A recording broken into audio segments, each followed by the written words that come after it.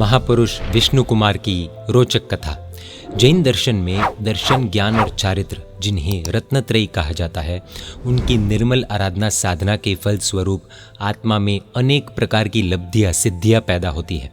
और यदि खुद के स्वार्थ के लिए या मान सम्मान या प्रतिष्ठा पाने के लिए उस लब्धि का प्रयोग किया जाए तो वह आत्मा के लिए सही नहीं होता है। लेकिन शासन के हित के लिए अगर उस लब्धि का प्रयोग किया है तो स्व पर का कल्याण होता है, ऐसा कहा गया है। आज हम भरेसर सज्जाए के महापुरुष विष्णु कुमार की कथा जानेंगे, जिन्होंने निस्वार्थ भाव से अपनी लब्धि का प्रयोग शासन की सेवा के लिए किया था। बने रहिए इस वीडियो के अंत तक। भरत क्षेत्र के हस्तिनापुर नगर में पद्मोत्तर राजा का राज्य था और उनकी ज्वाला नामक महारानी थी। एक बार ज्वाला महारानी ने रात के समय में सपने में केसरी सिंह देखा और वे बहुत खुश हुई। और कुछ समय बीतने पर ज्वाला रानी ने एक तेजस्वी पुत्र रत्न को जन्म दिया, जिसका नाम विष्णु कुमार रखा गया। धीरे धीरे समय व्यतीत होने लगा और एक शुभ रात में रानी ने धुंधले यानी कि ब्लर 14 महास्वप्न देखे, जो कि चक्रवर्ती के जन्म का सूचन है। गर्भकाल पूर्ण होने पर रानी ने पुत्र रत्न को जन्म दिया, जिसका नाम रखा गया महापद्म। उम्र के साथ साथ विष्णु कुमार और महापद्म का ज्ञान बढ़ने लगा। इधर उज्जैनी नगरी में श्रीवर्म नाम का राजा था और नमुची नाम का उसका मुख्यमंत्री था, जो जैन धर्म का अत्यंत ही द्वेषी था। यानी कि ये नमुची जैन धर्म से नफरत करता था। एक बार 20वें तीर्थंकर श्री मुनिसुरत स्वामी प्रभु के हाथों से दीक्षा स्वीकार करने वाले सुव्रत आचार्य अपने विशाल मुनि परिवार के साथ उज्जैनी नगरी में पधारे। नमुची के हृदय में जैन मुनियों के प्रति नफरत भरी हुई थी, इसलिए आचार्य भगवंत को हराने के लिए वो उनके पास आया और जैसे तैसे बकवास करने लगा। एक बाल मुनि ने नमुची को डिबेट में हरा दिया और हारने से दुखी हुआ नमुची रात के समय में द्वेष भाव से बाल मुनि को मारने के लिए उपाश्रय में आया, लेकिन शासन देवी ने उसे तुरंत स्तंभित यानी कि स्टैचू कर दिया। सुबह होने पर राजा व अन्य लोगों ने नमुची को उस स्थिति में देखा और आखिरकार उसने माफी मांगी, कि जिसके फल स्वरूप वो बंधन से मुक्त बना। इधर सुव्रत आचार्य श्री विहार करते हुए हस्तिनापुर नगर पधारे। उनकी धर्मदेशना को सुनकर पद्मोत्तर राजा के मन में वैराग्य भावना उत्पन्न हुई और वो दीक्षा लेने के लिए तैयार हुआ। उसने आचार्य भगवंत से विनंती करते हुए कहा कि मैं पुत्र को राज्य सौंपकर जल्दी ही दीक्षा ग्रहण करने के लिए आपके चरणों में उपस्थित हो जाऊंगा, इसलिए कृपया करके आप उतने समय तक हस्तिनापुर में ही रुके। आचार्य भगवंत ने राजा से कहा, इस कार्य में बिल्कुल भी प्रमाद मत करना, यानी कि आलस मत करना। राजमहल में आने के बाद पद्मोत्तर राजा ने विष्णु कुमार को बुलाया और उसे राज्य की जिम्मेदारी लेने का आदेश किया। लेकिन उस समय विष्णु कुमार ने कहा, पिताजी, आपकी तरह मेरा भी मन विरक्त बन चुका है। मैं भी इस असार संसार में क्षण भर भी नहीं रहना चाहता हूँ। मैं भी आप ही के साथ मोह के बंधनों का त्याग कर चारित्र धर्म स्वीकार करना चाहता हूँ। राज्य ग्रहण करने से इनकार करने पर पद्मोत्तर राजा ने अपने छोटे पुत्र महापद्म राजकुमार को अपनी राजगद्दी की जिम्मेदारी सौंपी। महापद्म राजा ने अपने पिता और बड़े भाई की दीक्षा का भव्याति भव्य महोत्सव किया और एक शुभ दिन पिता पद्मोत्तर राजा और पुत्र विष्णु कुमार ने भागवती दीक्षा स्वीकार कर ली। गुरुदेव के साथ विहार करते हुए विशुद्ध संयम धर्म के प्रभाव से पद्मोत्तर मुनि ने केवल ज्ञान प्राप्त किया और आयुष्य पूर्ण कर वे जल्द ही मोक्ष में चले गए। इधर विष्णु कुमार मुनि ने भी उत्कृष्ट तप किया, जिसके प्रभाव से उन्हें अनेक प्रकार की लब्धियां मिली। विष्णु कुमार मुनि कभी भी खुद के स्वार्थ के लिए उन लब्धियों का उपयोग नहीं करते थे। इधर महापद्म राजा चक्रवर्ती बने और उज्जैनी नगरी को छोड़कर नमुची मंत्री हस्तिनापुर में आ गया। अपनी बुद्धि से उसने महापद्म राजा को खुश कर दिया और महापद्म राजा ने उसे अपना मंत्री बना लिया। एक बार हस्तिनापुर राज्य की सीमा पर सिंहबल नाम का राजा प्रजाजनों को बहुत परेशान कर रहा था। महापद्म राजा ने नमुची मंत्री से पूछा, क्या सिंहबल को वश में करने का कोई तरीका है? नमुची ने कहा, आप मुझे आज्ञा दीजिए, मैं खुद जाकर उसे बंदी बना लेता हूँ। महाराज की आज्ञा लेकर नमुची मंत्री ने सिंहबल पर आक्रमण किया और बहुत इजीली उसे बंदी बनाकर महाराजा के सामने पेश किया। सिंहबल को बंदी बना हुआ देखकर महाराजा खुश हो गए और उन्होंने नमुची को एक वरदान मांगने को कहा। नमुची ने कहा, अभी के लिए आप मेरा वरदान याद रखिएगा, अवसर आने पर मैं वरदान मांग लूंगा। एक बार सुव्रत आचार्य अपने मुनि मंडल के साथ चातुर्मास करने के लिए हस्तिनापुर नगर में पधारे। उस समय अपने अपमान का बदला लेने का अवसर देखकर नमुची ने राजा से कहा, राजन, आपने जो मुझे वरदान दिया था, उस वरदान के रूप में आप मुझे 7 दिन का राजा बनाए।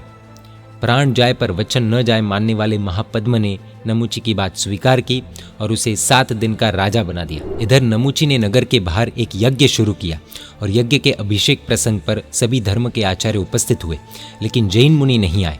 बदला लेने का मौका मिल गया और नमुची सुव्रत आचार्य के पास आकर गुस्से में बोला, यज्ञ के अभिषेक प्रसंग पर सभी धर्म के आचार्य आए, परंतु तुम क्यों नहीं आए? तुम राज्य विरुद्ध चलने वाले होने से अपराधी हो, इसलिए 7 दिन के अंदर इस नगर को छोड़कर चले जाओ, वरना तुम्हें मार दिया जाएगा। आचार्य भगवंत ने अपने परिवार को इकट्ठा किया और संघ शासन के ऊपर आई इस आपत्ति के निवारण के लिए सोच विचारना शुरू की। उसी समय एक मुनि भगवंत ने कहा, विष्णु कुमार मुनि ने 6000 वर्ष तक दीर्घ तप किया है। इस तप के प्रभाव से उन्हें अनेक प्रकार की लब्धियां प्राप्त हुई है।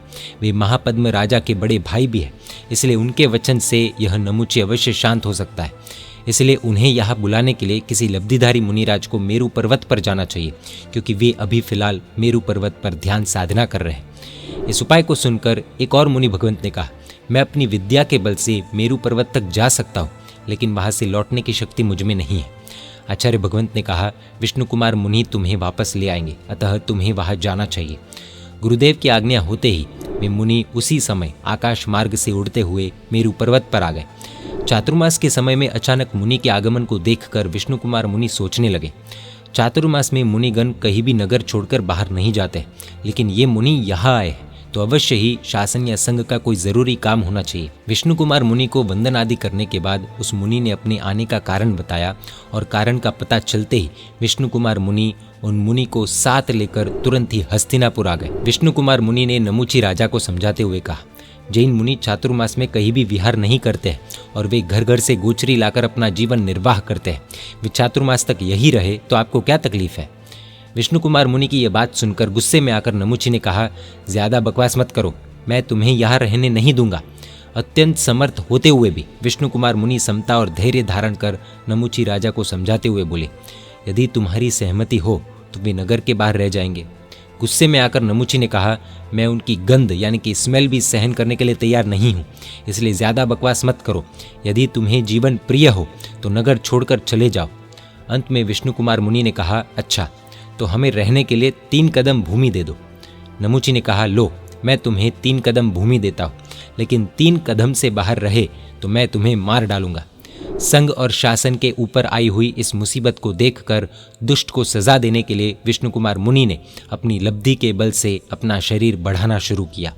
अपने विशाल शरीर से पृथ्वी को प्रकंपित यानी कि वाइब्रेट करने वाले विष्णु कुमार मुनि ने लब्धि के बल से 1 लाख योजन ऊंचा अपना शरीर बना दिया। उन्होंने अपना एक पैर जम्बू द्वीप के पश्चिम यानी कि वेस्ट में आए समुद्र के किनारे पर और दूसरा पैर पूर्व यानी कि ईस्ट में आए समुद्र के किनारे पर रख दिया, जिससे संपूर्ण भरत क्षेत्र कवर हो गया। अब तीसरा स्टेप कहाँ रखूं? ऐसा विष्णु कुमार मुनि ने नमुची से पूछा और 3rd स्टेप उसके सर पर ही रख दिया, जिससे नमुची मंत्री की मृत्यु हो गई, जो फिलहाल राजा बना हुआ था। इस घटना को देखकर महापद्म राजा वहां पर आया और अपने बड़े भाई मुनिवर को भावपूर्वक वंदन करके कहा, आप लोकोत्तर गुणों के स्वामी हो और मेरे मन मंदिर में विराजमान हो। यह दुष्ट नमुची हमेशा संघ व शासन की आशातना हिलना करता आया है, लेकिन अभी तक मैं उसके अपराध को जान नहीं सका। वह दुष्ट पापी मेरा सेवक है, इसलिए आप मेरे इस अपराध को माफ करो। इस पापी मंत्री के अपराध से सभी डरे हुए, इसलिए कृपया करके आप क्रोध का त्याग करें। उस समय कई सुर असुर तथा चतुर्वेद संघ ने भी अलग अलग प्रकार से स्तुति की और विष्णु कुमार मुनि के क्रोध को शांत करने की कोशिश की। आखिरकार संघ की प्रार्थना को स्वीकार करके विष्णु कुमार मुनि ने अपना विशाल रूप घटाना शुरू किया और कुछ ही समय बाद वे अपने असली रूप में आ गए। उसके बाद विविध तप की आराधना साधना करके विष्णु कुमार महामुनि ने घाती कर्मों का क्षय करके केवल ज्ञान प्राप्त किया। अनेक भव्य जीवों को प्रतिबोध देकर अपना आयुष्य पूर्ण कर सभी अघाती कर्मों को भी खत्म करके विष्णु कुमार महामुनि ने शाश्वत अजरा अमर मोक्ष पद को प्राप्त किया। आइए देखते हैं इस अद्भुत कथा की लर्निंग्स। जब जब शासन पर आपत्ति आती है और श्रावक जब उन आपत्तियों को दूर नहीं कर सकते, तब साधुओं को भी जिन्हें शासन की सुरक्षा के लिए मैदान में आना पड़ता है, वो अपनी कितनी भी गहरी साधना छोड़कर भी शासन के लिए पहले खड़े होते हैं और उसकी सुरक्षा के लिए किसी भी स्तर तक जाते हैं। शासन को इतनी गिरी हुई चीज़ नहीं है कि उसके लिए कोई भी कुछ भी बक सके। शासन की निंदा हिलना करने वालों की कैसी हालत करनी, इसका यह ज्वलंत उदाहरण है। जैन धर्म के प्रति द्वेष जैन धर्म के प्रति नहीं बल्कि खुद की आत्मा का द्वेष है, और ऐसा करने वाला बहुत ही ज़्यादा भारी कर्मी जीव ही होता है, उसकी दुर्गति फिक्स है। जब साधु भगवंत की साधना गजब की होती है तब शासन देवी और दूसरे भी देव देवियों की सहायता उनको मिलती है, और शासन द्वेषियों को गहरा सबक सिखाने का काम वो करते हैं। साधु भगवंत की गजब की मर्यादा हमें इस कथा में देखने को मिलती है। जहाँ धर्म आदि में हिंसा का तांडव हो, वहाँ पर साधु भगवंत हाजिरी कभी भी नहीं देते, और वे लोग क्या सोचेंगे इसकी परवाह भी नहीं करते। जब सिद्धांत वर्सेस लोग हो तब सिद्धांत ही मुख्य होता है, लोग नहीं। लोगों को छोड़कर जीना पड़ता है। जय जिन शासन, जय महावीर।